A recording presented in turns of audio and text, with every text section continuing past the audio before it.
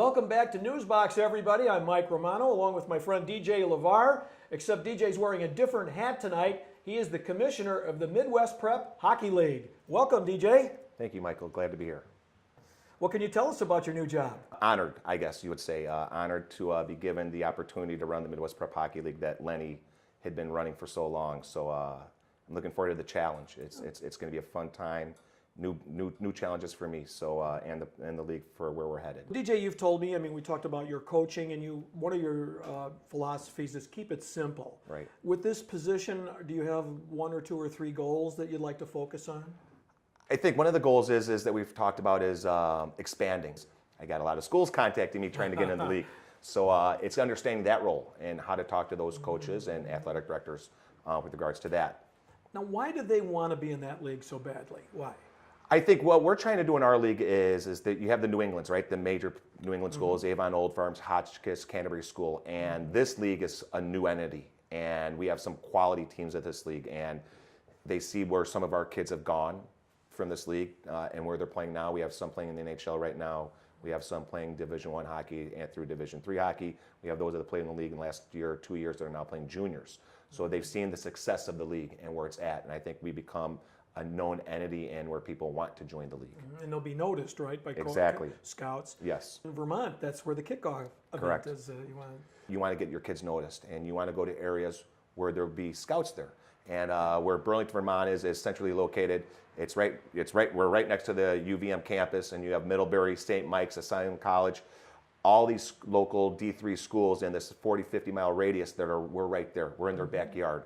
So it's a great opportunity for these kids, and that's the weekend. You play 5 games, every team plays 5 games, so it's the first time we get to see where everybody's at. From a commissioner standpoint, my goal is that the kickoff weekend we're already in is to see how many scouts show up, right? How many scouts? Yeah. I think the key is the success of the league can say, here's where we place kids. Here's where kids were noticed. And that's what I'm trying to build on is to get more exposure for the kids. And more exposure means more exposure for the league, right? And I think that starts with the kickoff weekend. This is the first time that we'll have all 10 teams in one location. And we won't have, the next time we'll have all 10 teams in one location will be in the playoffs. Okay. So we have 2 weekends, like league weekends, your East and West weekends, but this will be the first time. So this is the most important time to see where everybody's at, as I like to say, show our product. In the MPHL, I like to say that's our brand name. And we're going to show our brand name this weekend. And it's a big kickoff for us. As a former player, never to your level, but as a goalie, there's the regular season and then there's the playoffs. And it's totally different. Are there certain teams we should be looking at that may rise to the top? There's some talented teams. You look at the guys. The guys that have been there a lot, and that you throw in St. Andrews from around Ontario. They're quality hockey team, one of the best teams. I think one of the best prep teams in North America, whether it's U.S. or Canada. They're solid school. You have the Edge School from Calgary, another solid school. Stansted from Montreal, another solid school. And then you can, locally here, Lake Forest Academy's prep team. Darren does a great job of recruiting. They're always in the mix. Another quality school. So, I'd say those are usually the 4. But then, it's like anything.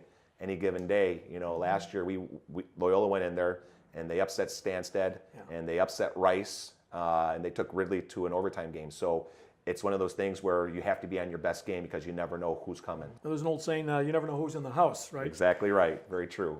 Well, I think you got a lot of people interested. So how do they stay on top of what's happening in the league? Your website? So we have the MPHL. You can go to the MPHL website, which is through Point Streak.